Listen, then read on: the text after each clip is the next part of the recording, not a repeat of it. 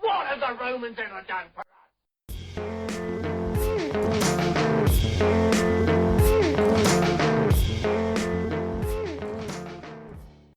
Hi, and welcome to the Ancient History Hound podcast. My name is Neil, and in this episode, we're discussing Leptis Magna, a city on the northern shores of modern-day Libya. We'll also be discussing one of its most famous sons, the Roman Emperor Septimius Severus.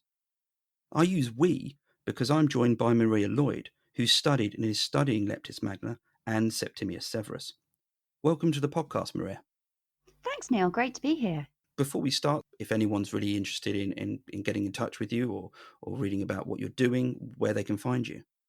Yeah, great. Well, I need to get better at social media, to be honest, but the main places where you can find me are Twitter, where I'm at Maria T. Lloyd, and I tend to tweet about anything to do with Septimius Severus and Leptis Magna. My LinkedIn account, which is Maria Theresa Lloyd, and I've also got a website which I'm just launching called mariatheresaloyd.co.uk, and that's where all my updates on things I'm going to be doing are going to be shown going forwards. I just want to ask you exactly how you ended up getting into this area, because it's quite a specific area, and it's always interesting to know how people end up studying in the area or field that they've chosen.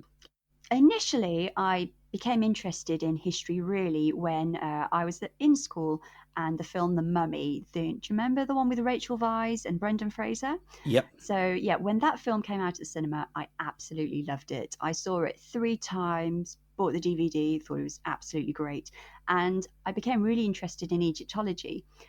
And when I went to university, I thought I need to be sensible. I don't know what I want to do. I need to keep it broad and not so niche.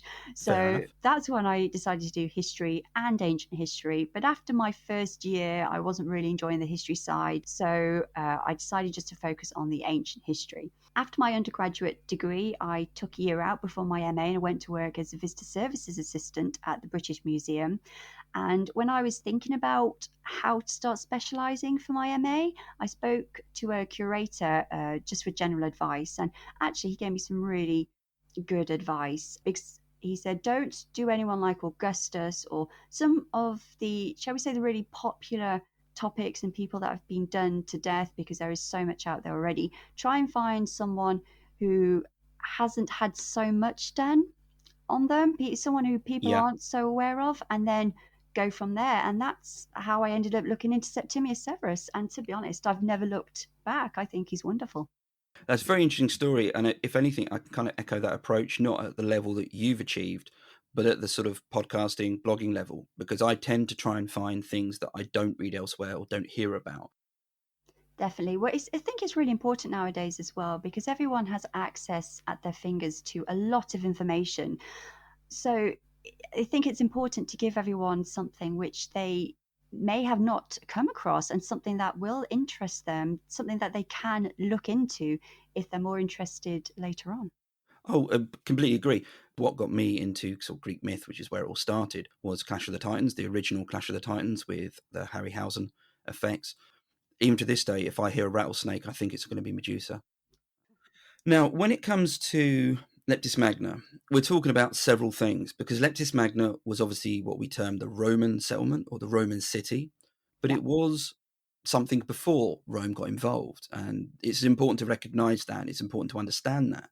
And to that end, what do we know, or what can you tell us about Leptis Magna prior to Rome getting involved?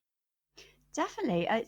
It's an interesting thing, actually, because we are very familiar with the ruins, which cover a very short period of time. I'd say maybe the first 2 centuries AD, given what we can see nowadays, modern ruins that attract everyone. But in fact, its preceding history goes back to around the start of the first millennium, so about 1000 or 800 BC. So it has a lot more history that we don't know about than it has history that we do know about. And that's something that if you're an ancient historian, you have to be comfortable with. Yes, definitely, because you've got to accept that you are not going to have. You can look at the evidence, you can surmise things, you can put forward your theories, but it has to be based on the evidence. And if there is no evidence or very little evidence, then yes, you're just going to have to accept that you aren't going to be able to put something together.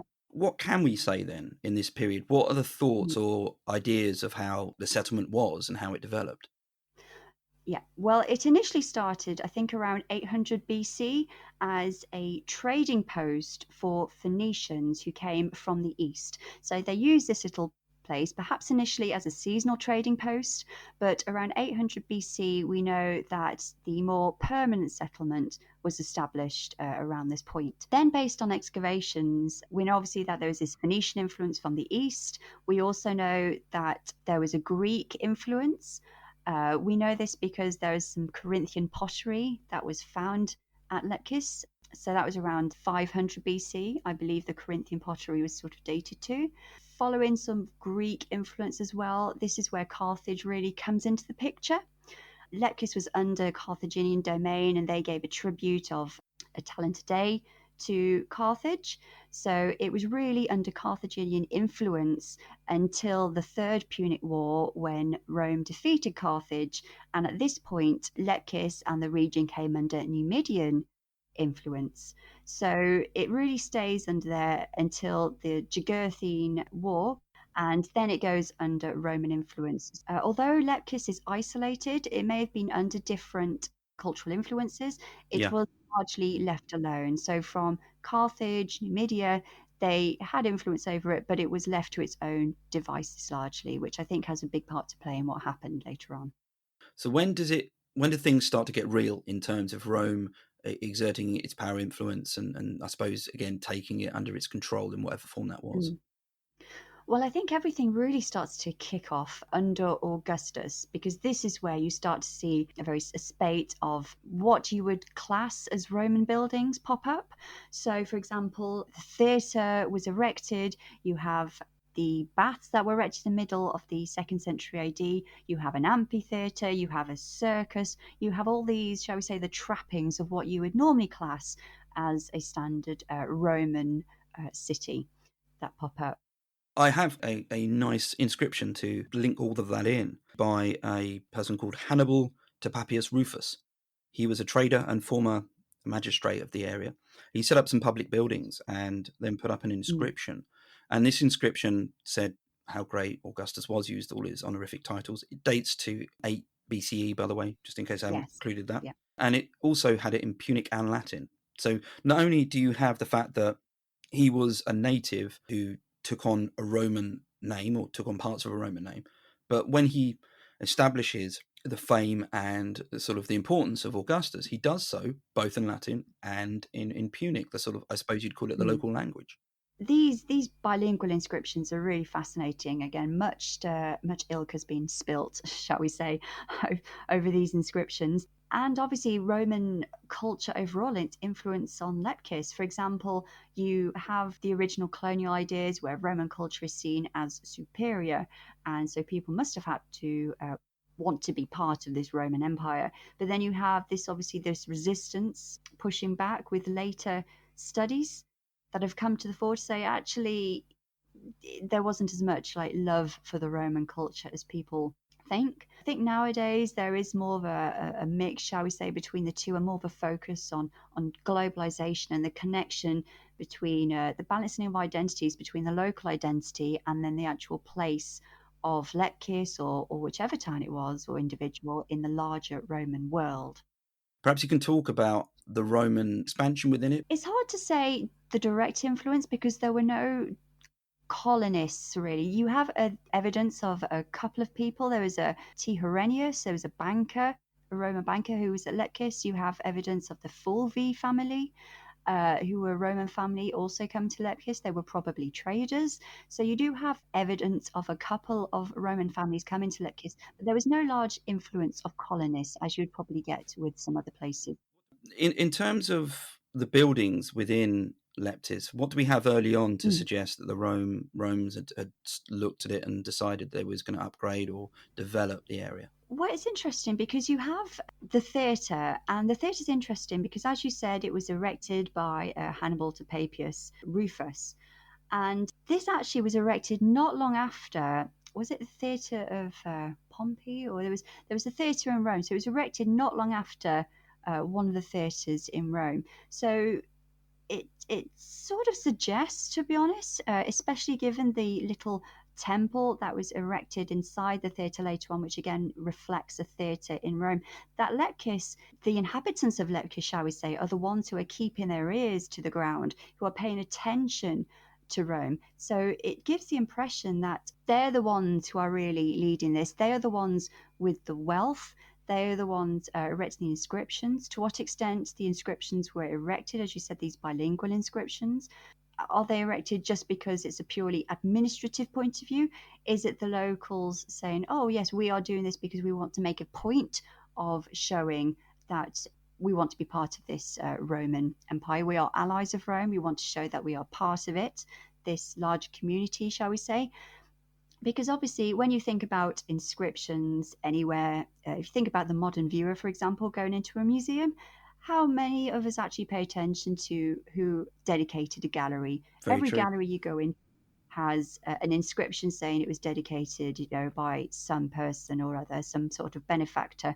And if that was you, you'd be like, wow, my name's Yeah. in.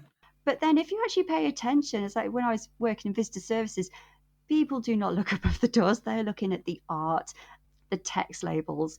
So, to what extent this was done on a more formal level as an admin, and to what extent the local person was actually viewing them, they're two very different approaches. So there's obviously restructuring going on within the cityscape itself. It would have changed. And I know that in the sort of 1st and 2nd centuries AD, we find more and more farms pop up in the areas outside. And these farms are quite substantial buildings, and they often have olive oil, and wine making facilities as well added to them. So you start seeing almost a growth outside. Yes, I mean, you hit the nail on the head there. I mean, the olive oil is really for Lepcis where everything is at, I think, because the olive oil, we know that Lepcis had a very large olive oil production in place by Caesar's time, because when Lepcis, unfortunately for them, sided with Pompey in the civil war, Caesar versus Pompey, Caesar punished them afterwards by saying that they had to give a donation of 1,000,000 litres of olive oil a year to Rome. Now, obviously, to produce that as an extra on top of what the Yeah. town themselves, that is a huge amount.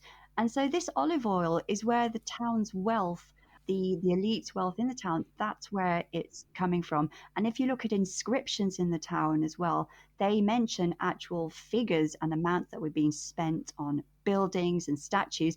And these figures are not small numbers. They are huge numbers. So Leptis really was one of the leading cities of this area at the time too. It showed, I think the olive oil really put it in place and set it up for being able to attract Rome's attention and then to be able to get into the Roman political center, shall we say, so really make a difference later on. It still had rivals, and one of those Yes. peoples that interacted with it did so on behalf of a rival, and that was the Garamentes. And the Garamentes were a people who lived in the Fezzan, which is south Libya. I think their capital was around 800 kilometers south of Monday, or then Leptis Magna, so it was quite a distance. I've written a piece on this on my blog, which I'll stick in the show notes. But they also accessed the trading routes that sat below. So it would have been an exchange of goods, would have been exchange of ideas, general cultural aspects, and all of this would have fed up at various levels to Leptis Magna, which really goes to show even more so what an interesting place it was. Rome and ancient Rome isn't always about the central Mediterranean. Definitely. And I think that's the interesting point actually with the Garamantes and the relationship with Leptis Magna, and why Leptis probably felt that they needed help from Rome to begin with. So Rome could help them with defense issues, because obviously as an isolated town, Leptis didn't have its own army. It had, I think, possibly erected a wall around itself for protection later on, but it didn't have its own army. So it needed the military support of Rome. So in AD 70, and during the reign of Vespasian, when Leptis was having particular trouble with its neighbor, Weah, or modern Tripoli, shall we say, just to Lepkis's north, the Weans managed to get the Garamantes to do a raid on Leptis. And this is when Leptis called on Rome for help. And I think the governor Festus, or is it Flaccus? Festus came, and that's when he drove the Garamantes away to help Leptis. And interestingly, near Slyton, you have a villa, and in the villa there was some lovely paintings, images on the wall, and one of them shows the theatre, and it's been suggested that in the theatre, a couple of individuals that have been, well, put to death, shall we say, by wild animals, I think it is at the time, are actually Garamantes that have been captured during Festus's expedition against them when they attacked Lepcis. Before we go any further, I dare say people have probably heard this and wondered. I say Leptis and you say Lepsis. I'm assuming that I'm wrong. No, you're absolutely not wrong, and both are correct. Fine, okay. I think for one thing, Leptis is really what you especially find in Italy and Italian scholarship, which is obviously important because the Italians are the ones that did a lot of the expeditions. Right, okay. So that's one way of saying it. I only say Lepcis because it's nearer the original Phoenician. Right. Lepcis did produce coins initially for themselves around the time of Augustus and Tiberius. Okay. And on the coins, you have Phoenician letters L, P, Q, and Y. That's not how they look, but they're Phoenician letters, and that's to symbolize the town Lepcis. Yeah. And actually, just to add on to that, the reason why Lepcis is on the coins, but we say Leptis Magna because there were two different Lepcises. So there was Leptis Magna, and there was another smaller one. I think I can't remember where it was now. Tunisia, is it Tunisia? It's modern day Tunisia, I should say. And that was Leptis Minor. So that's just to avoid confusion. We kind of looked at the first century. And really, everything's kind of leading up to Septimius, who, as I said, he's a native of Leptis Magna. He becomes the Roman emperor. What do we know about him prior to everything happening? Severus was born in the middle of the 2nd century AD 145 to be precise, about 10 years or so after the Baths of Hadrian are erected. So Severus is grown up in Lepcis, where he's surrounded by all these buildings and trappings of Roman life. His education, he was taught Latin and Greek, so he had what you'd call like the elite sort of education. And he stayed at Lepcis until he was about 18 years old. And then he went to Rome and he was inducted into the Senate. And this was at the encouragement of Severus's relative, Caius Septimius Severus, who was also at Lepcis. And this goes to show that from the off, let's just say that although I'm going to say later on that Severus was nothing unusual, he was not by any stretch of the imagination just your average Joe Bloggs. He was from a very wealthy, respected Lepcitanian family. He had connections in the Senate, so that's why he was able to get a position. And then he followed what you'd class as the normal senatorial hierarchy, where he became a quaestor. He then became a legate in the East under Pertinax. I'm sure we'll mention him later on. And then he became a governor in Gaul. So there was nothing really unusual. This was what you would expect from someone who was following the hierarchy. In terms of his background, the Punic line was it his father or his mother? So his father, Publius Septimius Gator, his line was Punic, and then his mother, Fulvia Pia, her line, I don't know if you remember earlier, I said that there was a family of the Fulvi. Okay. That's where his mother's line came from. His mother's line was Roman settlers. His father's line was Punic. I mean, how he got to be an emperor is a story of itself. Yes. So if you want to sort of try and give us a sort of an overview of how it all came about. Well, it's again, this is one of those stories where you start to say it and you're like, people aren't going to believe this, but honestly, it's true. So Commodus was killed on New Year's Eve. So 192, the very end of 192. So start of AD 193, this is where it all happens. So Pertinax, if you remember, the guy that I mentioned earlier, the one that Severus was the legate under, Pertinax was made emperor by Litus and Marcia. So these were the two individuals who had been holding a lot of control under Commodus. Pertinax was made emperor. He was emperor for, I think, a grand total of 3 months before he was killed by the Praetorian Guard. And this is when you have a truly remarkable incident, actually. It's hard to believe that actually happened, but you had two individual senators who, after hearing about Pertinax's death, went to the Praetorians who were putting the empire up for auction. So effectively, they said, we are going to give the empire control of the empire to whoever gives us the most money. So you have Didius Julianus, and then you have this other guy who's effectively Pertinax's father-in-law. So needless to say that they did have a bit of bidding, but I don't think it's a surprise to anyone that Didius Julianus actually won, because why would you put a relative in control of someone you just killed? Anyway, Didius Julianus won, and he became emperor in Rome as a center. But people weren't happy about this, and so you have other candidates for the throne appearing. Severus is based in Pannonia, so just at the very north-ish of Italy. And he actually, I think he waits about 11 or 12 days after Pertinax is killed. Apparently, I think he was, one of the suggestions is he may have been making sure his children were safe, because obviously you could use someone's children against them in such a battle like this, such a war. He waited, and then he made a bid for the throne as well. And this is where I find it's amazing, really. So what Severus did was he then he announced he was going to make a bid. He went straight to Rome. Didius was killed, and then he became emperor at Rome. And this is where you have then two contenders. So you have Albinus, who's based in Britain, and you have Niger, who's based in the East. Both are influential members. And obviously you can't take on both at the same time.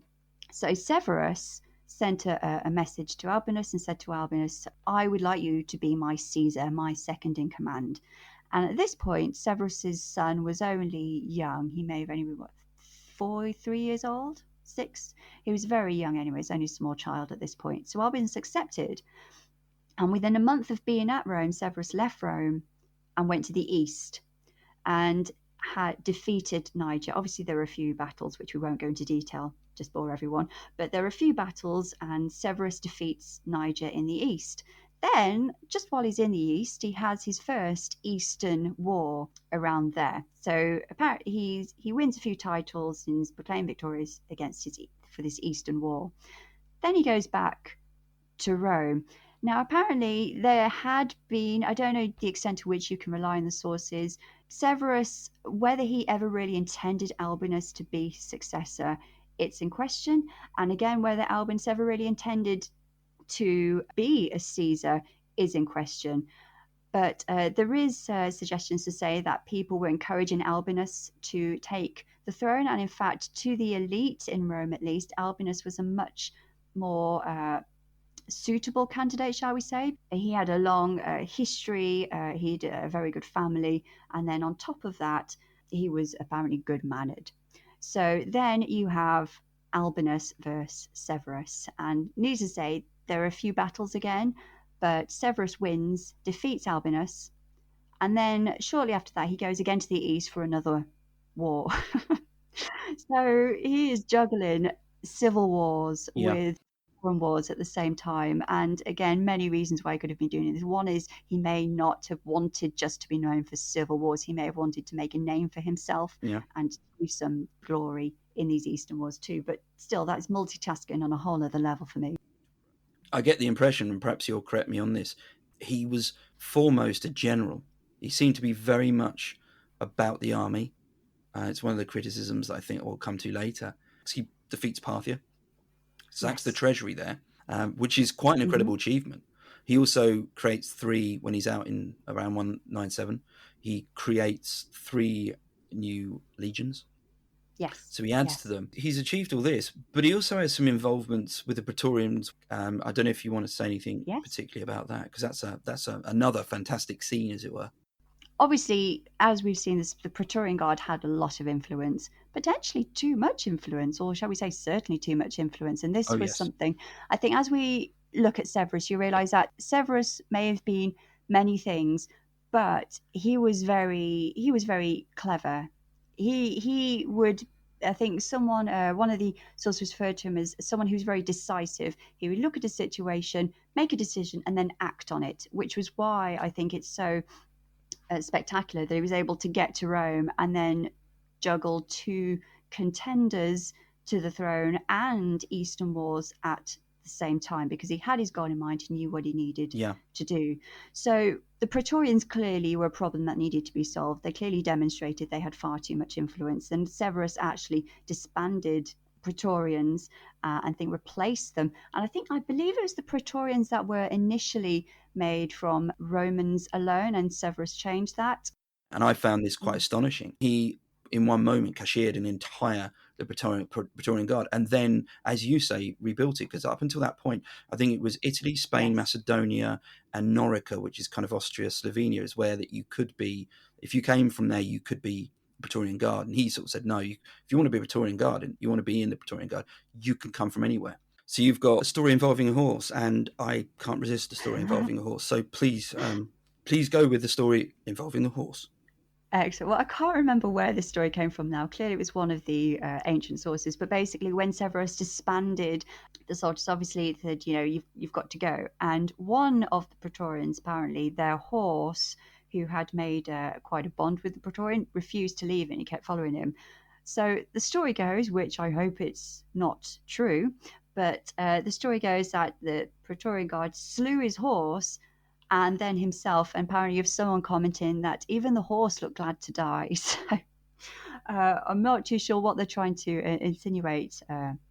It's a very niche read on an animal, isn't it, really? It's a typical Roman story, isn't it? It's clearly someone saying something where you're like, that can't be right, but it's clearly they're clearly trying to make a point for some reason. And also to say that, as we said, Severus totally changed the army, and I think this in some ways was not seen as good for the Praetorian Guard. And you see stories in the ancient sources how he ruined the youth of Italy, and many then turned to banditry because of his actions, because they always had seen the Praetorian Guard as a way to go career-wise. But if you actually look at it from, as you said, a practical point of view, disbanding the Praetorians was the right way to go about it. Again, some other people may have different thoughts on this, but to have a Praetorian Guard that was more loyal and focused on the emperor, as opposed to one that was just focused on the money and looking out for their own interests rather than the interests of, shall we say, the wider Roman world, I think that was quite important. What else do we know about him as an emperor? Well, as we said, the military victories, they happened over the first 7 years of his reign. So that includes the Eastern Wars and the Civil Wars. So that was a good chunk of his reign initially. When everything is done and dusted, and Severus is someone who doesn't really stay in Rome very much. So as soon as he gets back from his Eastern Wars, I think there's a small gap before he goes to the East and Egypt again. And then at some point, he also goes back apparently to Leptis Magna in around 202 or so. So apparently, I don't think there's so much evidence for that, but apparently he does visit there at some point in the early 3rd century. Sorry, just before you carry on there, he goes back to visit his home, as it were, where he came from. And at this point, I suppose it's where we really find Leptis being further developed by him. Absolutely. So when, I'm not too sure at which point, but at some point during Severus's reign, he did, just like his predecessor Hadrian with his hometown of Italica in Spain, Severus implements a building program to aggrandize, shall we say, his hometown. And this includes improving the harbour of Leptis. He also erects a forum and a basilica, a large new one at Leptis, and a colonnaded street. There's an nymphaeum, a sort of large water fountain. So he has a lot of innovations that are built as a way to, I suppose, to improve the aesthetic of the town, really, to make it really the home or the hometown of a Roman emperor. Which suggests, I suppose, that he really did have a connection, even though he'd left it when he was younger. Yes, definitely. And I think, again, I'm not too sure the extent to which we can say, oh, yes, he really liked his hometown. I don't think prioritized it in any way. Let's just say that. But certainly, if you think of Hercules and Liber Pater, they are the patron deities, or sorry, they're not still. Anyway, they were the patron deities of Leptis Magna. And interestingly, and for me, quite significantly, they were the personal deities of Severus as well. So when Severus comes to becoming Roman emperor, Hercules and Liber Pater actually play an important role on that. Ah. They are mentioned in one of the, I think, the Ludi Saeculares, however you pronounce it, but there's a festival, and they play an important role in that. They appear on the coinage of Rome. So, and you see in the sources as well that Severus even built a temple to Liber Pater and Hercules. Whether that was in Rome or whether that was in his hometown, I think it's uncertain. But certainly they suddenly went from being these patron deities of this important city, but still a city within a large empire, shall we say, to being two of the most important deities within the empire, because they were the personal deities of the Roman emperor himself. So although you have this idea of to what extent did Rome affect the world, this is where you've got a clear example of how the world, as we were saying before, could also have an effect on Rome, and how you could use that as a channel. Richard Miles has written a book called Carthage Must Be Destroyed, and in it he describes how Hercules was identified with Melkart. He was a Phoenician, or rather Carthaginian deity, and Hercules became someone who was very identified in both Carthage and North Africa. So he had this link with that part of the world. We've got Severus now. He's risen.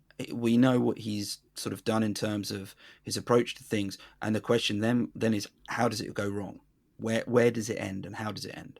Where he falls down is his family, which is where I think all the soap stories come in, for me, really, at least. He had his two sons, Gaeta and Caracalla. I'm not too sure when it started, but certainly when everyone came to settle in Rome from about AD 203 onwards, when they were in Rome for about a period of 5 years or so, the boys at this time really did not get on. Apparently, this was encouraged by their peers or the servants beneath them. They encouraged this animosity. So the intendants wanted their guy to sort of be the upper guy. So the sons, on the one hand, are not getting on. And then on the other hand as well, you have Caracalla, who on the this Decennalia, the celebration of 10 years of Severus's reign, so around 202, he's made to marry the daughter of Severus's most trusted advisor and friend, Plautianus. So Caracalla marries Plautilla, and apparently he absolutely hates her. Is it right that Plautianus was also from Leptis Magna as well? Yes, and this is where you have in the sources, some people say that the relationship between them was Plautianus was more of like his Severus's boy lover, but I think that's just stories. But either way, you do have this strong connection between Plautianus and Severus. Clearly, they knew each other since they were at Lepcis. They may have even been, I think, related through Severus's mother's side. So it's Fulvius Plautianus was his name. So they may have been connected somehow through Severus's mother. But Plautianus was very important in Severus's reign. And I think how Severus treats him shows how important Plautianus was to him. If you look at the sources, Plautianus clearly, as we were saying before about Praetorians, Plautianus had a lot of power. He had statues that were also erected to him. Apparently, some of the sources say there were more statues to him than the actual emperors themselves. Severus at one point apparently had some statues melted down, and then got very annoyed when people got confused and started to melt down all the statues. So, and then obviously Severus lets his son marry Plautianus's daughter. So again, strengthening that connection between them. So Plautianus does have a strong connection, shall we say, to Severus. And this, unfortunately, I think for Severus, this didn't last for too long because, as I said before, Caracalla and even Julia Domna, Severus's wife, who Plautianus didn't get on with either. So considering how much Plautianus liked Severus, he didn't really get on with the family. There are two different versions of the story, but basically at around AD 205, there is some sort of incident where Plautianus is accused by Caracalla of trying to kill the emperors. And this ends up in Plautianus being killed. That's unfortunate because obviously he meant a lot to Severus. And apparently you have this story where one of the guards had plucked some hairs from Plautianus's beard and gone to Plautilla and Julia Domna and say, this, here is your Plautianus, and while Julia Domina was absolutely delighted, his daughter was naturally very upset. Yeah, again, one of those stories you think at the end of a soap, Yeah, that's how they absolutely. finish off. But despite the fact that Caracalla wanted to have Plautilla killed, Severus just banished Plautilla and her brother to an island, and they stayed there until Caracalla did eventually have them killed off when Severus died. Yeah. So yeah, it did eventually happen. But to go back to your original question, where it falls down for me is that the family is they don't get on particularly. The sons don't get on. Plautianus, this big figure, doesn't get on with the family. So that's where everything really starts to fracture. And I think this culminates in the final campaign for Severus, which is the campaign to Britain. Yeah. Think. I mean, just for a minute there, all the places that he's been. Oh, He's yes. been on, 3 continents. Yeah. He's just travelled so much. I know that's kind of somewhat incidental, but you think of emperors moving around, and just he's travelled to so many different places, and he ended up, as you say, in Britain. Yes, it's amazing actually because I don't know, maybe he just wanted to tick it off his list because he clearly suffered very severely from gout. So it's surprising. I think you hear in the sources that he had to be born in a litter for quite a lot of the way. So I Really? think even riding Oh, was difficult for him. Yeah, so he suffered from gout. So whether he knew he was never coming back from this campaign, right. we don't know, but I would say, given the fact that he traveled a lot before, he was someone who was very used to hardship. Yeah. You have one of the stories how he was going over the mountains, and to set an example for his troops, he went bareheaded in the wind and Right. the rain and snow. So he was clearly a guy who had faced hardship. He Yeah. knew what it was like. So I think he may have known that he was not going to come back from Right. this. But given how much his sons were not getting on, I think at this point Severus had started to worry for his younger son Gaeta, because while Caracalla was Augustus, Gaeta he was the younger son. He was made Caesar. Hmm. So for me it's strange in a way, given how logical Severus was in many ways, that in AD 208 he elevated Gaeta's position to Augustus. So now you had 3 Augustuses. And this campaign to Britain was apparently, if you believe the sources, one of the reasons, yes, certainly may have been for glory. Probably Severus did want to tick it off his bucket list. But another reason would have been to try and unite the sons in some way, Okay. given the luxury in Rome. So I think Yeah. that's another suggestion. Perhaps take him away from the influences he thought which might have been negative towards them. Like you say, let's Definitely. all go camping and get on. That kind Exactly. An of, extreme version of camping, yeah. but yes, I think he hoped that it would. And unfortunately, it didn't have the effect that he wanted it to. No. Severus died in York.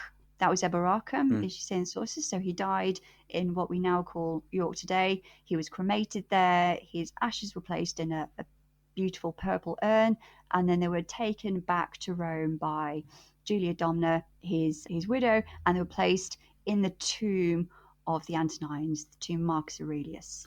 Unfortunately, they have gone missing since then, given the centuries. Yeah. But we know where they were placed.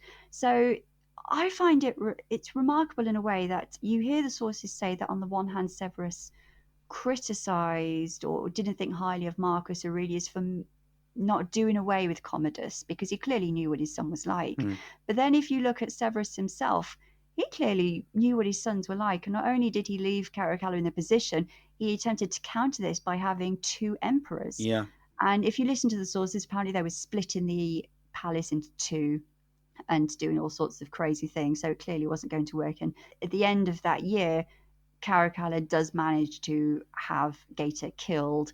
And you have, again, another dramatic story where he's dying in his mother's arms and asking her, to help him. So it's a heartbreaking story. But then Caracalla becomes sole emperor, and again does away with, as we said before, his ex-wife Plautilla, who's on the island somewhere. And there's a lovely there's the Arch of the Argentari in Rome, which for me summarizes the Severan reign quite nicely. So this arch, I don't know if you're familiar with it, but it was set up by the silversmiths to the Severan family and is supposed to show loyalty and everyone together. But as the Severan reign wore on, first of all, you have Plautianus being scratched off it and Damnatio Memoriae, and then later on you have Gaeta being scratched off it, and then you have Plautilla being scratched off it too. So you have this monument that was supposed to be to the loyalty and to the unity of the Severan family, but most of the members by the end of the reign are scratched off it. Thanks very much for that. I asked out. I said, what do people want to know? What do people want to talk about when we bring this subject up? So we had some questions that came back, and I think Brilliant. they were on the large. There were excellent questions and really, really interesting ones. So I just want to start with the first one. Fire away. Do we know what Septimius personally thought of Pertinax and Didius? While publicly he considered himself as perhaps the Pertinaxic successor and denounced Didius, he undid most of Pertinax's austerity reforms. I'm not too familiar with Didius overall. I said for me, he's someone who came in and bid for the empire. So there is no demonstrable connection to Severus or what Severus may have thought of him. I would say overall, Severus perhaps thought he clearly didn't respect him. If he's someone who's just bought the empire, I don't think you could respect someone like that. It's a very, very good question. It also brings up one of the more painful aspects of ancient history is when people say, what do you think so-and-so thought of something else? Yes. It's very difficult to find that kind of evidence. We'd love it. And this is where it's interesting for Pertinax, really, because as we said before, Severus served under him in the East. I don't know the extent to which that, how tight that connection was between them, but apparently Severus's brother may have also served under him, I believe, in Britain or at some point. So there was a connection there. And Severus, in order to seize power in the first place, he styled himself as the Avenger of Pertinax, and he adopted his name. So if you look at Severus's long list of titles, one of them is Pertinax, which he adopted in honor of Pertinax. Okay, so that does give us some idea. Then obviously there was a respect there, and therefore you're not going to respect the person who did in for Pertinax. But the second question was how Severus could afford to pay the army, and where he got all the money from. And it's I think it kind of folds back into that. How did he reverse the austerity reforms? Because when Pertinax gets in, he realizes he hasn't got the cash to do certain things he wants to do. He knows full well the treasury is well and truly empty after Commodus has just spent everything. And then we have this curious scenario where we've got Severus really just making hay with the finances. Can we take from that a criticism of Pertinax in any way? No, not at all. I think Pertinax was one of his downfalls, I think, was because he was very sensible. He came to power. He saw that a lot of money had been spent. Apparently, there was only 1 million sesterces, or there was 1 million left in the treasury. I think normally you expect that to be about 50 million. Yeah, there was clearly a lot of, there was nothing there. A lot of money had been spent. So that's when Pertinax, in the 3 months that he was Emperor for, he actually sold off a lot of Commodus's possessions in order to raise enough money to go into the treasury again, and he raised the value of the coinage again to try and put trust in it. I think personally he just had a very different approach to Severus. So obviously he was more of austere means. We've got to do this. This is how we're doing it. Severus came from the point of view of I need the army. They are clearly a very important force. Absolutely, yeah. So he took a very different approach. It doesn't mean he didn't respect Pertinax in any way. He had a very different approach. Severus takes the coinage and debases it. Now, that means effectively you take away, and I until recently I didn't know what that meant. It means that you lessen the value of the coin in terms of the precious metal in it. Yes. So it becomes more of a token coin than it actually becomes a real coin. Now, if you want to go into the economics of it, feel free to, because I tried to and I got a headache very quickly. The whole point is that if you debase currency, and he did so, he debased it by around, the estimates are, I've read, sort of 60%.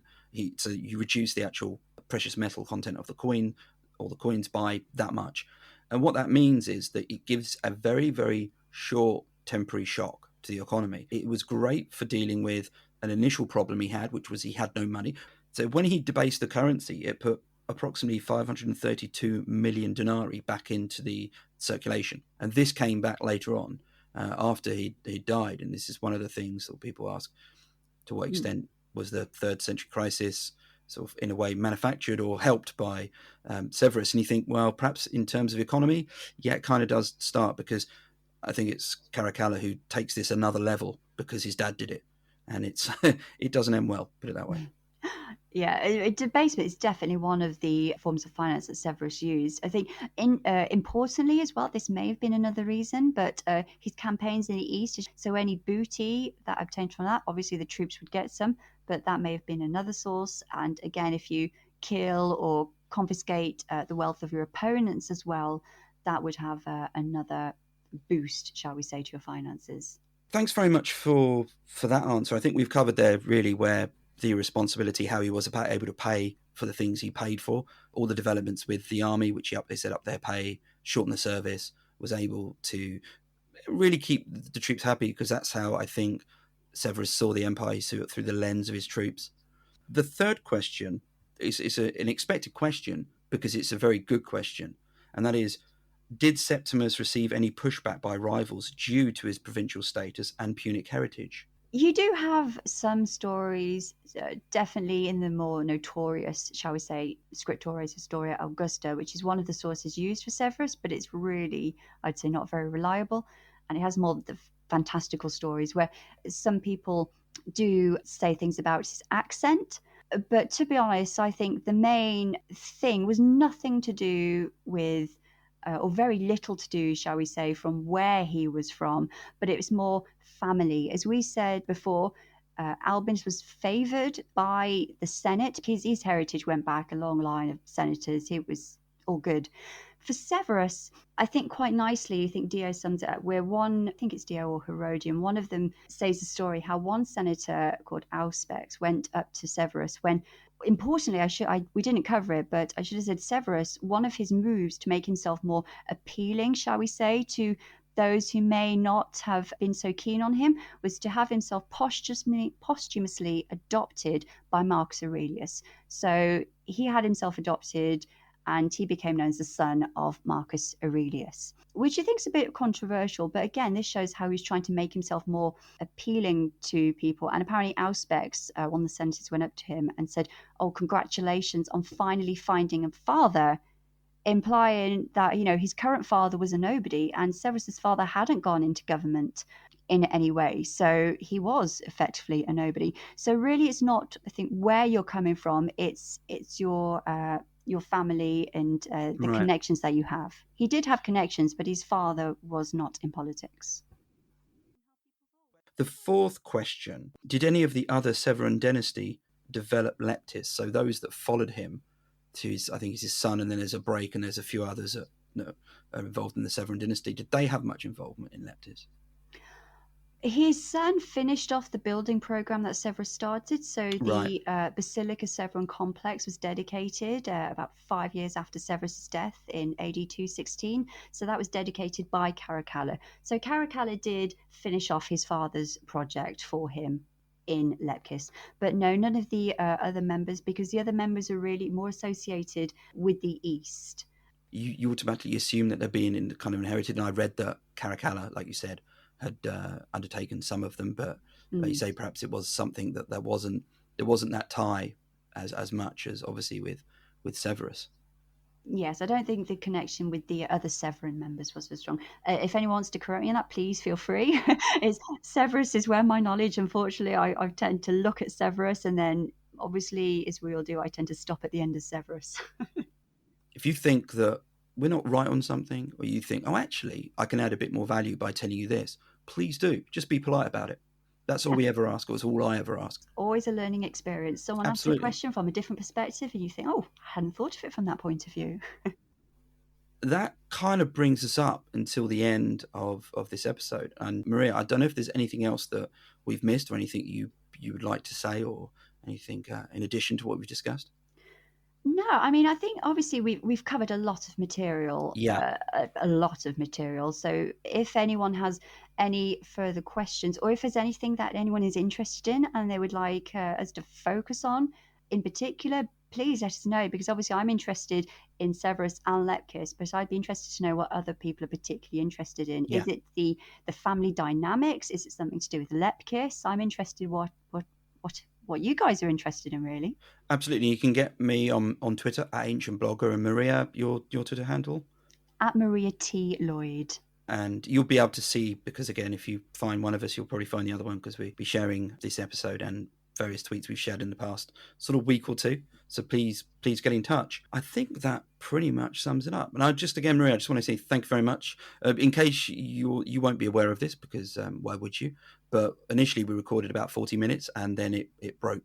So this is sort of the second attempt, and I hope it ran well enough. And I hope if you've listened to this, you've enjoyed it. Like I say, if you've got any questions, get in touch. You'll be able to find episode notes at ancientblogger.com when this is put up.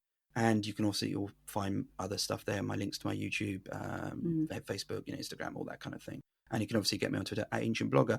Maria, I'll give you the last words.